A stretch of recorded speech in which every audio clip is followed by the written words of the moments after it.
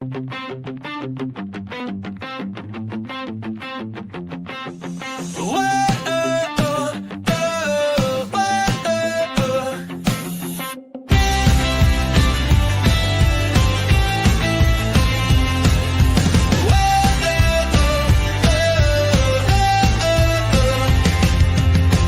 up, customer platform. It's time to start the day. Discover all the value you already own. Don't let solutions slip away. Wake up, customer platform. The tools are at your hand. No need to sleep on capabilities that can help your business stand. The answer's right before your eyes. You just need to realize. Wake up, customer platform, and watch your business rise. Wake up, wake up. The platform's waiting for you. Wake up, wake up. See what your system can do. Good morning, HubSpot Nation. It is time to wake up, customer platform, with your unofficial HubSpot Updates morning show, where we help you discover the platform value you already own. I'm Chris Carolyn, joined by my co-hosts Casey Hawkins and George B. Thomas. We're here every weekday morning to make sure you're not sleeping on HubSpot's true capabilities. If you're joining live, drop a hello in the comments and let us know what you're building in HubSpot today. Happy March 2nd, 2026. How we doing?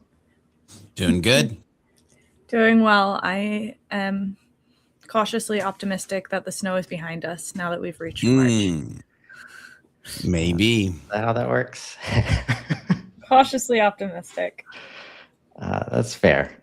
I'm excited to get some catch up done. We missed a couple days at the end of last week. Luckily, it was a couple of slower days on the HubSpot side of the world. So I'm looking at 10 updates on my side today.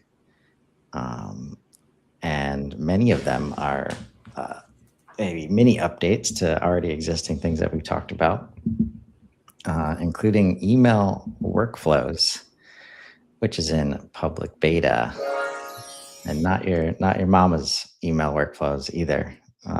These are one-to-one emails. What is it? You can now create workflows based around the one-to-one email object. And what's changed? They added a note clarifying that this does not include the ability to send one-to-one emails from workflows. People must have been getting confused, Chris. I can certainly see why that might have been confusing. But this update matters because with this change, you can now trigger automation based on events such as emails being created. Then you can use workflow actions to create standard automatic internal processes for email management. So I think I don't know if I had an example last time, but this time what I'm thinking is if you send an email with a proposal, maybe you automatically have a task follow-up to follow up on that proposal in a day or two or something like that. But you wouldn't need your subject line to be here's your proposal or whatever standard thing you want to use. Yeah. The note on the bottom also includes only to trigger automation based on emails once they exist in the CRM. Yeah, maybe the name of an update could change a little bit to be email, one-to-one email triggers. Yeah. Even there, it's you put these two words together and it's real hard to not assume that, we can automate the email going out. Not the case. I'm, for one, is definitely one of the people who thought that was the case. So you'll have to find other ways to leverage this. And I think that was a great use case, Casey.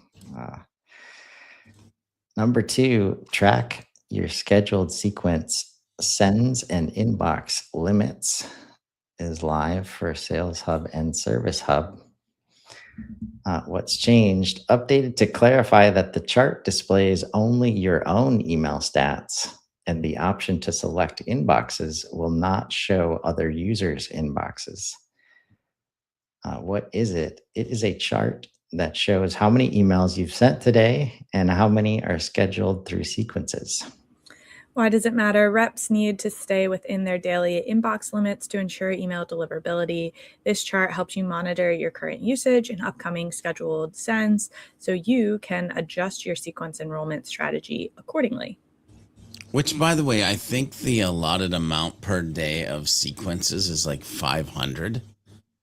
So the fact that you even need, well, never mind. I'll just shut up because maybe there are people out there. I don't send 500 sequences not a correct. day. I'm gonna just say that, but Yeah, if it's somehow a requirement of your role to send out 500 emails a day, automated or otherwise, let's have a chat. Let's rethink what could be happening. yeah, I'm looking for the Sending sobbing 500 per sound. day. Yeah, I'm looking for the sobbing sound on the soundboard, but I don't see it. Yeah. Oh man. Number 3, add line items to deals via workflow actions. What is it? You now have access to a new workflow action that lets you automatically add line items to a deal. Within a workflow, you can select a specific product from your product library, set a quantity, automatically attach that line item to the deal when the workflow runs. This brings product and pricing logic directly into your automations. No manual deal updates required. Why does it matter? Before this, adding products to deals required manual work or post-automation cleanup. Now you can fully automate deal setup the moment a trigger fires, ensure consistent products and quantities are applied every time, reduce human error and save time for sales and ops teams, and build more advanced revenue workflows, for example, auto-adding onboarding fees, setup packages, or standard bundles. This is a huge unlock for automation, especially for teams standardizing how deals are created. I mean, so tell me if I'm wrong in this thinking or if I'm right in this thinking. You might be an organization that has created a property that you used on forms where you said, what product are you interested in? And they could have selected 1 or 2 products. Okay. So now what could be interesting is if there was like a cousin or a sister or a brother property to that property where a workflow trigger could be product of interest is X. And then you set, or the sales rep sets it to like bundle B. And all of a sudden it's like, if product of interest is this and bundle B is true, then create this deal and add these 5 line items. And then all of a sudden you've just created a deal with basically a package. It's like, is that? Yeah. Okay. Yep. The idea I had, I mean, I think that works too, but the idea I had was like, I don't know, say I'm doing HubSpot, I'm selling somebody HubSpot consulting, but I do not sell my consulting without an audit first. Yeah. So if I have a deal created that has HubSpot consulting and no audit, it might auto add an audit or something like that too. That might not be the best example in practice, but I think so. In other words, there's a bunch of different things you could do with this, and it does sound like it's very powerful. Yeah, it does. I think when I think about it, like if you don't want to create a bunch more work for yourself after this happens, because I think the flip side is creating a bunch of deals, like just because you can, and then adding line items to it, like just understand the journey that needs to be taken for your internal team and external customers to be able to do this effectively. I still think we're going to need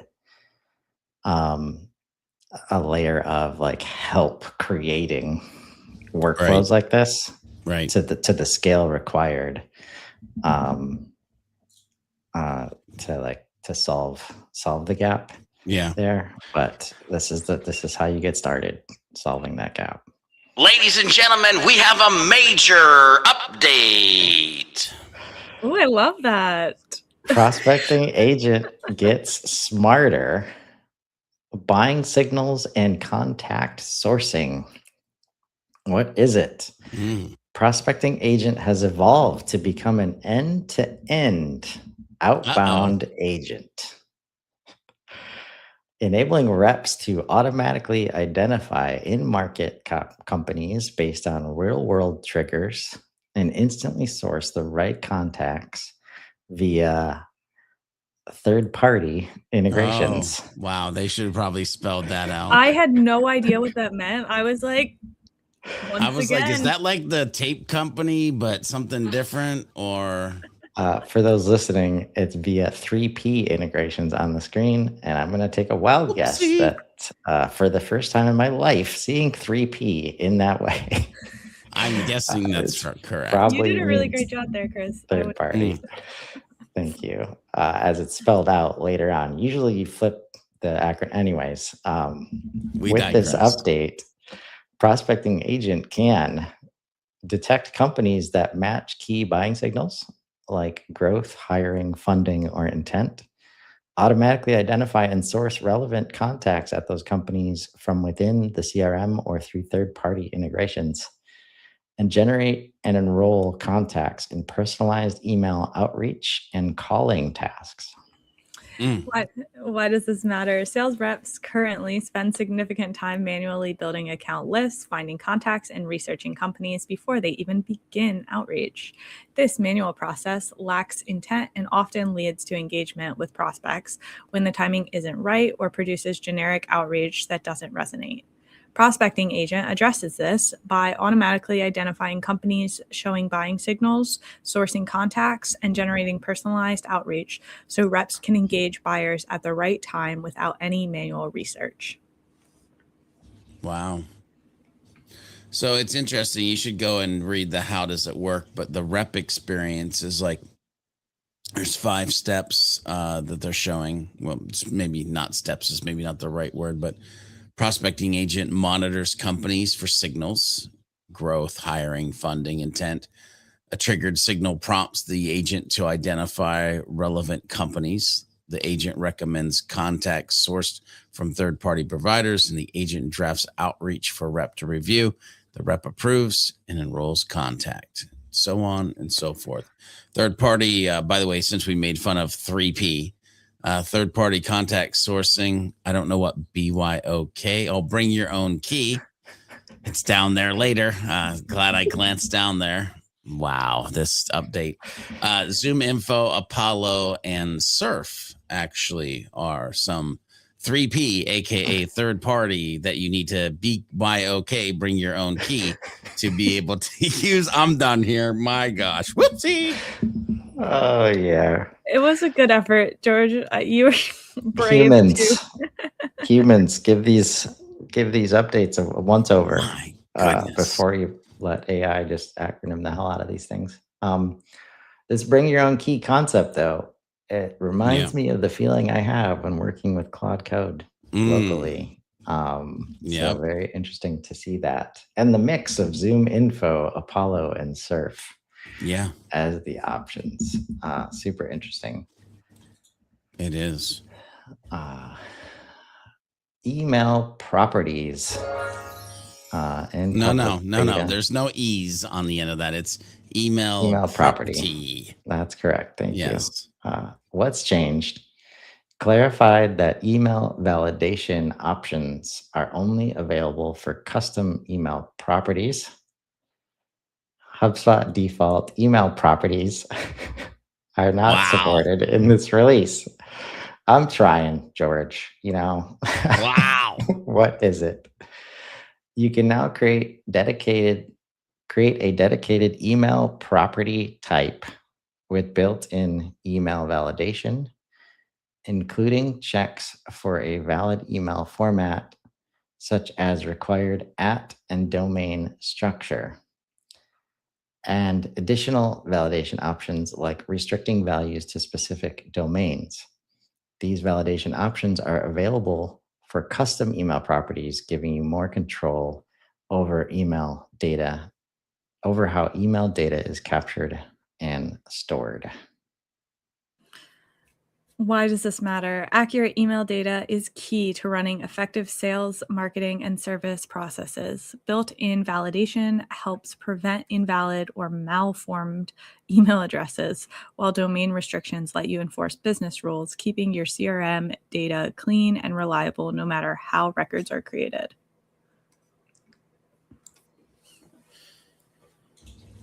Makes sense. Join Yep. the beta. Number 6, custom events are now available to pro customers. Can we get a little like, Yeah. yeah. I feel like this deserves a major update. Yeah. I know. So, yeah. Personally, That's it's a a good major call. update in my heart. So There you go. And in your platform, what is it? Custom events are now available to all pro customers. Previously, an enterprise only feature. Custom events let you track any behavioral data that matters to your business, such as product usage, purchasing behavior, offline interactions, third-party platform activity, and changes to properties inside HubSpot. why does it matter? Most critical customer moments happen outside what HubSpot captures automatically. A user activating a core feature, a shopper abandoning a configured cart, or an attendee scanning a badge at your booth. These signals shape whether a lead converts, a customer expands, or an account churns. Custom events bring all those moments into HubSpot, where they can be used across your workflows, segments, reporting, lead scoring, and AI. The more behavioral context you bring in, the more intelligent your CRM becomes. Oh, I didn't realize I was reading a novel. This opens up powerful use cases across your entire customer journey. You can track product milestones like account setups, capture purchasing behavior like add to cart actions, measure website engagement like video watch percentages, record property changes like when a deal moves forward, capture offline moments like badge scans, and sync third-party data like webinar attendance or support tickets. Now, just so you know, ladies and gentlemen, there were way more words that you could go to the why does it matter of this update and read, but Casey did a I'm so baller proud. job of proud. getting the bullet point piece and then one little segment of example to go with each. So I would suggest that you definitely go check out this custom events are now available to pro customers update. Also, so you can see that how does it work. And you can also go to learn more on the knowledge base link that is at the bottom of this bad boy. The opportunities are endless. Yes. Without a doubt. Without a Not doubt. all the way endless, though, because I'm sure you're asking, what's the limits at a pro level? Well, folks, you're limited to 10 million Jeez. event occurrences per month. So don't go crazy here, okay? 10 million. You might hit it before you're not going to hit it.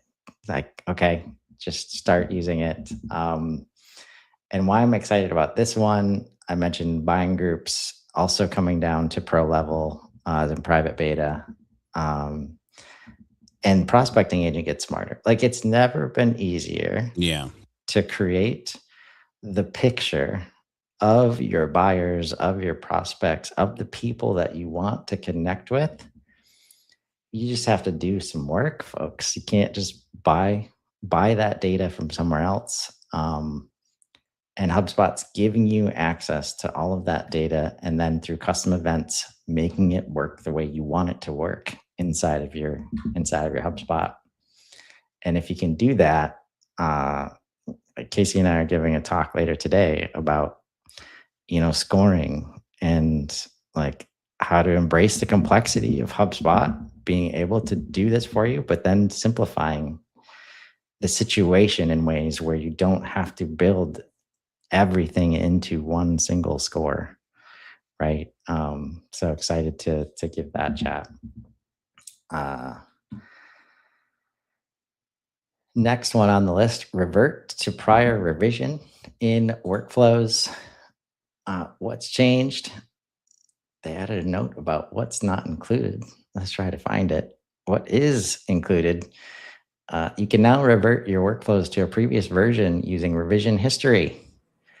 If a change doesn't work as expected, you can quickly restore an earlier revision and continue building from there.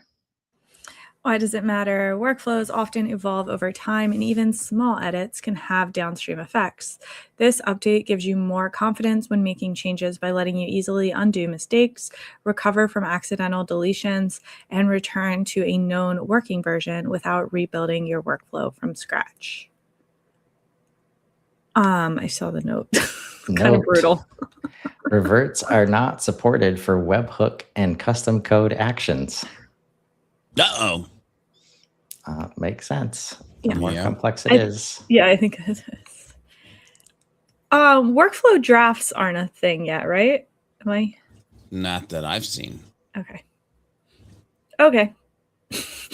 I mean, depends what you mean by draft. Like, we've I created... mean, like I can edit an email, like an automated email. I can edit it without it like being the live version that's getting sent to people. Oh, yeah. No, there's no, I'll put it this way. There's no content staging Yeah. for workflows. That would be, Yeah. yes, that's true.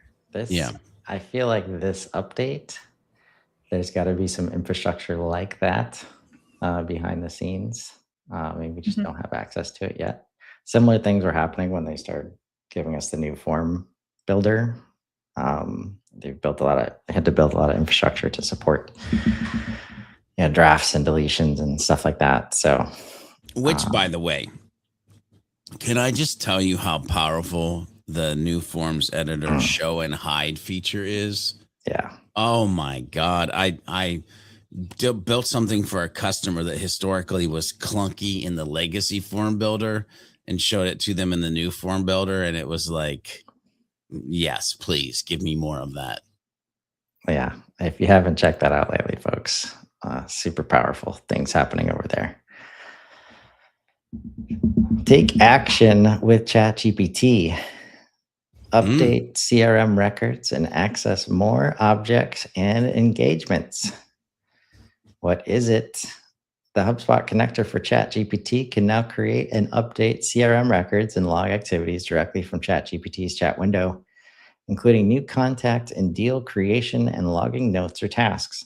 Additionally, you can also now access products, line items, invoices, orders, carts, segments, and engagement history from calls, emails, meetings, tasks, and notes.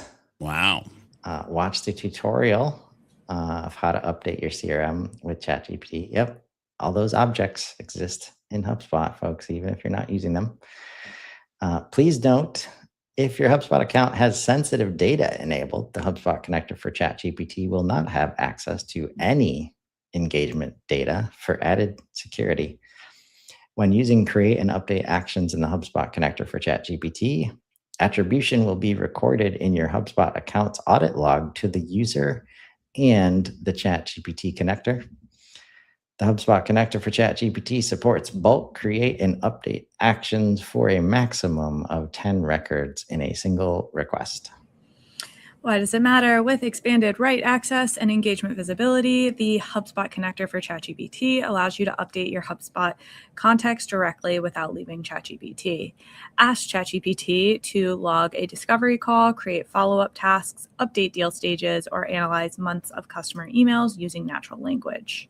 By accessing engagement history such as emails, tasks, and notes, ChatGPT can surface meaningful insights and let you take action on them instantly right from the chat window. This unlocks faster, more intelligent use cases like faster workflows, create a task to follow up with a prospect who has questions on pricing, smarter insights. ChatGPT can access your email threads and call notes to provide context-aware recommendations, less manual work, No more copying insights from ChatGPT into HubSpot properties. Manually, you can update directly from ChatGPT's window, and better decisions. You can analyze real customer conversations, not just CRM snapshots. So you definitely have to come and check out this update because watch a tutorial that is update your CRM with ChatGPT.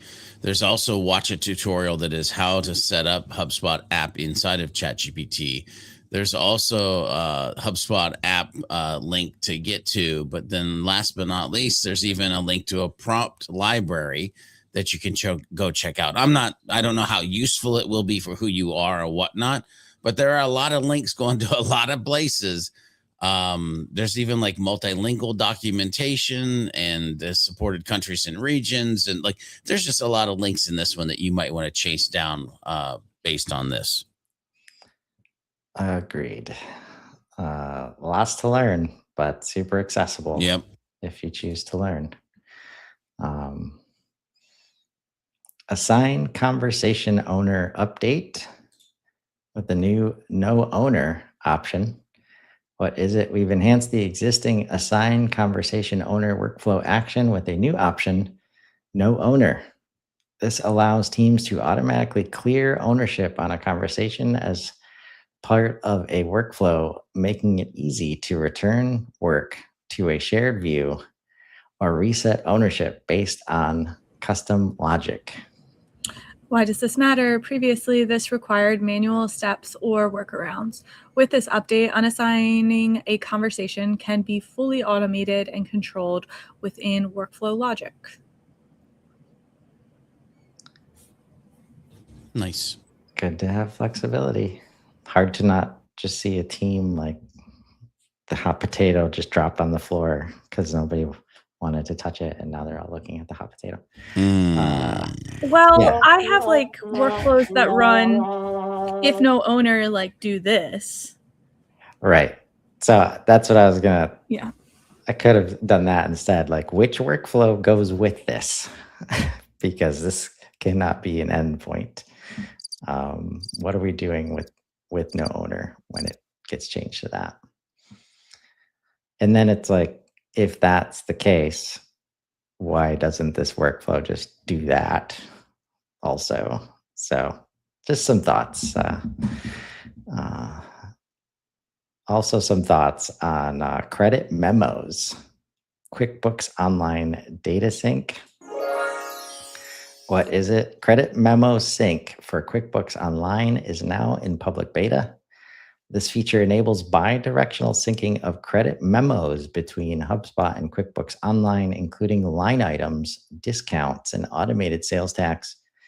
Credit memo applications to invoices also sync in both directions, so changes made in either system are reflected in the other.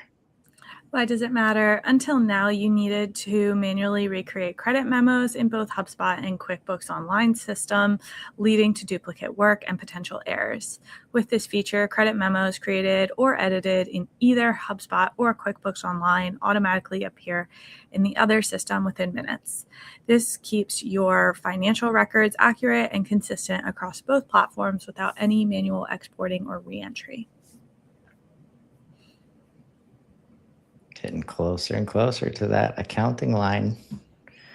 Man, can have all this data in HubSpot, folks. This is often a custom object when people want to report on finances, like all the way in HubSpot. They would create custom objects to manage credit memos. So very cool that HubSpot is now taking care of this for us. Remember, folks, you probably already own the solution you're looking for in HubSpot. Sometimes you just need to wake up to it. Join us tomorrow morning live at 7:30 a.m. Central, or catch us anytime on Spotify, Apple Music, or the Profoundly HubSpot Updates blog. Drop your biggest takeaway in the comments and let us know what capabilities you want to wake up to next. Until then, I'm Chris Carolyn. I'm Casey Hawkins. And I'm George B. Thomas. And this has been Wake Up Customer Platform. Now go build something amazing.